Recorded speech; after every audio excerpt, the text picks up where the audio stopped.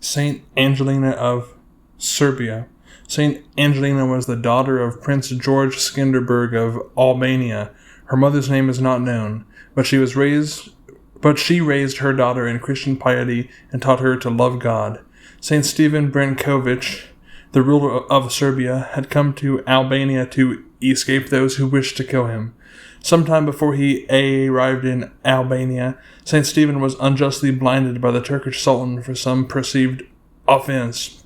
Since he was innocent, he bore his affliction with courage.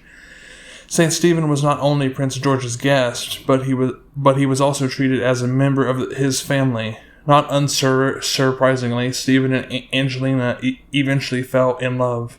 With their parents' blessing, they were married in church. After a few years, they were blessed with 2 sons, George and John. When the boys were grown, Saint Stephen and his family were forced to flee to Italy for their safety. At that time, the Turks invaded Albania and began to slaughter men, women, and even children. Saint Stephen died in 1468, leaving Angelina a widow. In her distress, she turned to the ruler of Hungary for help. He gave them the town of Kupanovo in Sirmi. Saint Angelina left Italy with her sons in 1486, stopping in Serbia to bury Saint Stephen's incorrupt body in his native land. The children of these pious parents also became saints. George gave up his claim to the throne in favor of his brother John, then entered a monastery and received the name Maximus. John was married but had no sons.